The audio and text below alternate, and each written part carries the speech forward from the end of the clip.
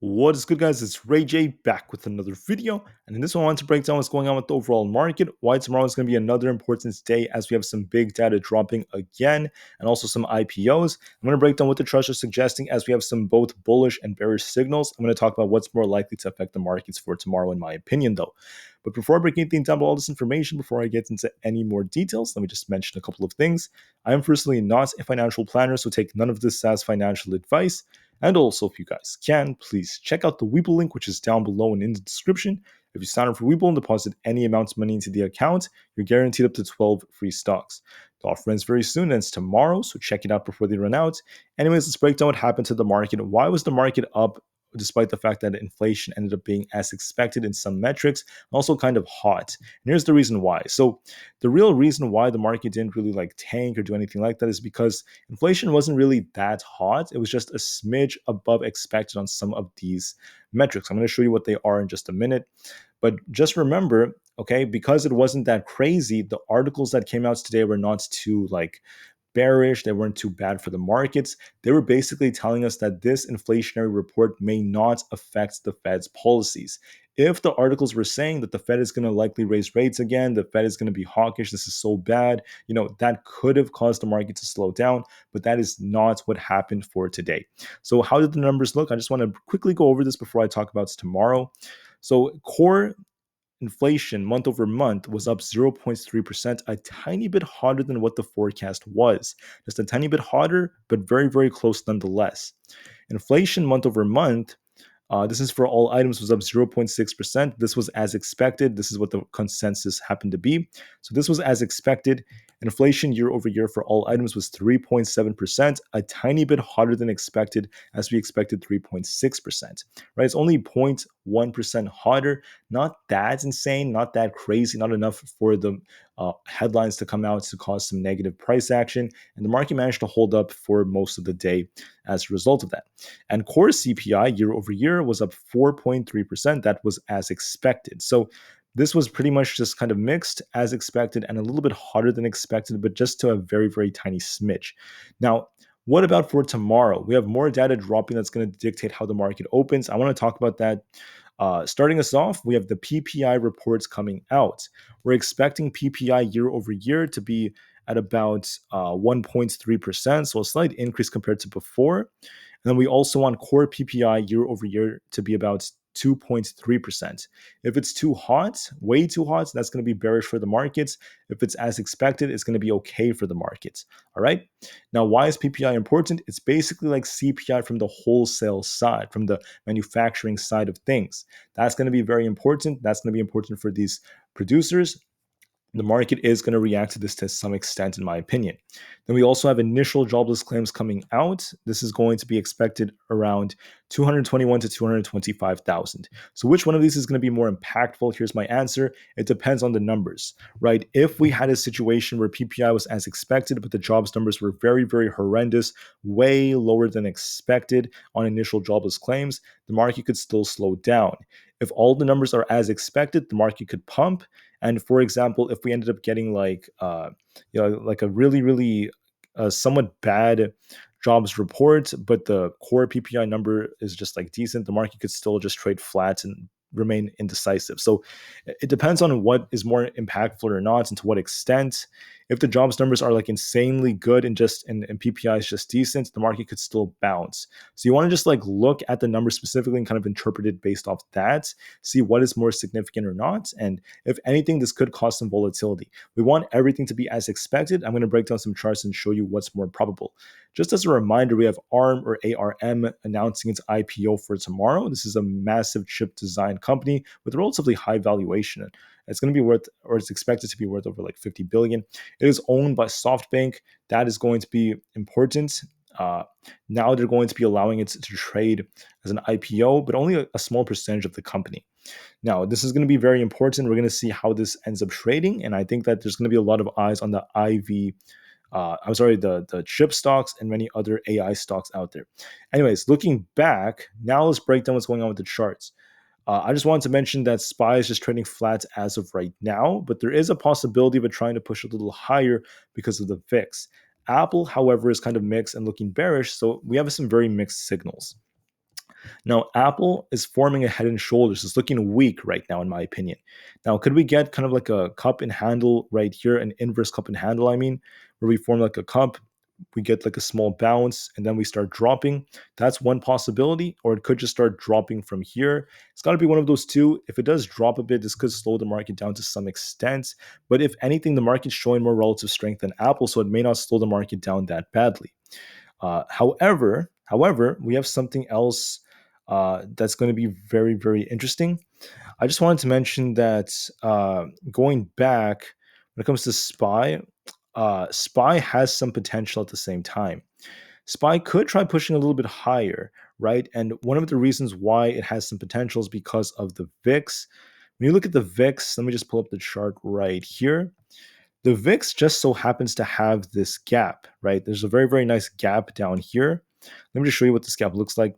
So with this gap down here, it looks like it's attempting to start filling this gap as it actually broke below the 13.6-ish support right here. So it broke support and it's looking more bearish to me. So if we get some decent numbers tomorrow, the VIX is going to likely sink down and the market may get an initial pump. We could see something very similar to what happened today where the market pumped, dropped a little bit, then started pushing and traded sideways. It could happen again tomorrow, but overall, we could get a green close for SPY, for SPX, and etc. because the VIX is continuing to look weaker. All right, so I want to make this as clear as possible. The VIX is suggesting there could be more upside coming. Aapl is looking a little bit weak, could act as an anchor, so everything is kind of mixed. And what really happens tomorrow is going to depend a lot on the data. Now, to be honest with you all, I think that the odds favor more sideways price action because when you look at the price action, we've been pretty much stuck for the past 4 days in a range going back and forth and back and forth. However, just in case we get some really good data, there is potential for SPY to push a little bit higher towards like 448, get very, very close to that. If we get very bad data, hypothetically, if the data is really bad, for tomorrow, if we get some very low amounts of initial jobless claims because the market wants more unemployment, that's why. And let's just say that inflation is a little bit hot tomorrow for the numbers. They're all coming out, by the way, 1 hour before the market opens. I think I forgot to mention that. An hour before the market opens, this data is coming out. If we get bad data, okay, we could see SPY come down to 444. It's going to be the key support.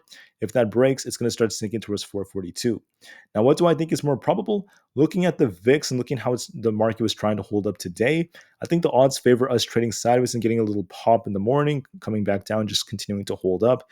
That seems a little bit more probable, but I can't make any promises as it depends on the data. For Tesla, good data is going to launch it towards 275 to 278. Bad data is going to cause it to sink towards 265. Now, how is it looking? I'm not going to make any claims about exactly what will happen because I don't truly know, but it looks like Tesla's trying to range trade for a bit between 266 to 275 for the most part, and we may continue to maintain this range as time goes on. I find that a little bit more probable, but there's also the possibility of like a head and shoulders developing and Tesla sinking. So I'm really just open-minded, guys. I want to be honest with you all. It depends on the data and other factors. I can't really predict it. But what I will tell you is so far Tesla's remaining in its range. And as long as it remains in its range, there's potential for it to hold up. So watch 266 to 268 as major supports. As long as Tesla holds those levels, it could still hold up. If it breaks below 266, that's going to be a bearish signal. If Tesla breaks above and holds 272.5, we have potential to push back up to 275. So watch your levels, watch that range very carefully, and that's going to help you see which way Tesla will go, and then read your indicators carefully. We will see what happens with the data tomorrow morning. That's going to be very telling. Now, Aapl, I mean, good data could push it towards like, this 175 area. Bad data could push it even lower. But overall, it looks like there's a head and shoulders forming, so the odds do favor the downside for it. So it's looking a little bit weaker. I'm thinking either we get a little bounce and then this thing starts sinking towards 171 or it just starts sinking from here. It's got to be one of those two. Either way, it looks bearish overall, and this could act as an anchor for the market. Maybe tomorrow. I'm not too sure about tomorrow, but later on during the week, more probably, sure. Looking at the QQQ, I would say that if we get decent data, it could just maintain this range, get a little pop towards this like 375 area, cool off a little bit, and then just continue to trade sideways. That's kind of like what it did today.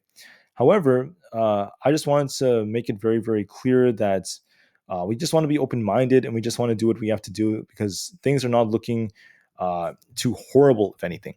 Now, if we get very strong data and if we are truly bullish, we want to see this thing hold above 375. If it does so, 377 to 378 is on the table. Okay, we want to see it hold that level though. It kind of didn't hold it too well today. We just like hit it, came down and hit it. So today it wasn't as strong, it was just sideways. But if we get very strong data, we could hold above that and start pushing for 377. If the data is bad, if we get lots of very bad data, we could see the QQQ tank towards this 370 support. That is critical support for it. If that breaks, it's going to start sinking lower. As of right now, it looks like this thing is more likely just going to trade sideways, continue to range trade and not do anything too crazy. Nvidia has some potential because we had a bullish divergence that developed and is trying to hold up. Now, the data that comes out for tomorrow could affect it. I just want to mention that there's this possible, like uh, inverse head and shoulders that could be developing on it. This could be like the head. This could be like the left shoulder, and we could be forming like a right shoulder here for it to push higher. However, if anything, I'm not going to solely trade based off data or say anything like that. We want to see what the data causes in the morning, and there might be some hype for Nvidia thanks to ARM, the new chip stocks that are IPOing that could be positive for it. So there's a good chance Nvidia is going to try to hold this range and maybe start pushing. So long as we hold 452, we're going to be in a good place. If 452 holds, we could see Nvidia push towards 462, and if that breaks, 466 is on the table. I'm going to be open-minded nonetheless. Anything could happen, but I am leaning in the direction that Nvidia is going to range trade and try to push up just a bit. Microsoft is also looking quite decent. Got a nice bounce. It may gap down towards this like 335 area, then start pushing for 338. It looks a little bit more bullish on the 4-hour time frame. AMD also, the chip stocks are holding up quite decently. We could see an attempt for 108. If that breaks, 111 is on the table, but it needs to hold these levels very, very nicely. Now, to add on to all of this, I just wanted to add that looking at some other stocks out there, the VIX, once again, is looking like weak. This tells me that there could be more upside for the markets. The dollar is also looking kind of flat right now. We're about to get a bullish cross on the 4-hour PPO, so there is a possibility of this thing trying to push, but it's pretty much just stuck. It's been going back and forth, not really doing anything, trading sideways. So if it continues to do so, it may not affect the market as much. For Google, we're looking a little bit stronger. We have a potential bullish cross on the PPO forming. We could see this thing try to push for 138 tomorrow. It looks a little bit more bullish. We'll have to wait and see, though, depending on the data. Amazon looks more bullish. This thing looks like it's trying to push towards, it actually broke 145, which is a good sign, at least in the after hours. This looks bullish overall. We have a nice cup and handle that formed, and I could see this thing pushing towards 146.5 as the next level. Now, keep in mind that there is technically a bearish divergence that is developing on Amazon, but it could try to invalidate this if it keeps pushing. So if it tries to invalidate the bearish divergence, then it's going to have more potential. As of right now, it's still developing, so just be a little bit careful with that development. It means nothing until we truly break, and so far it hasn't broken, so don't worry too much about it just yet. Just keep this in the back of your mind in case we do get a rejection. My guts tells me we're going to open quite nicely on Amazon. It looks strong so far. We're going to be watching to see what the data causes. And finally, for Meta, we're going to be watching it retest around 307. If it manages to break, you could push higher.